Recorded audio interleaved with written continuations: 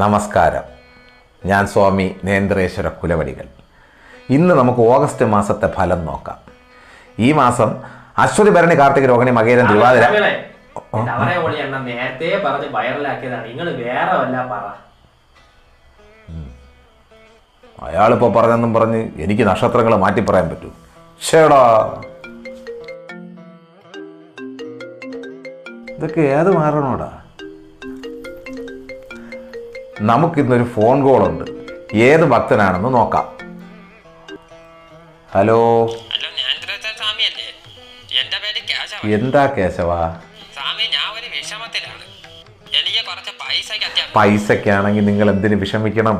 നിങ്ങളുടെ സാമ്പത്തിക ആവശ്യങ്ങൾക്കല്ലേ നമ്മുടെ കവട്ടമുക്കിലെ രാജു ഫൈനാൻസ്.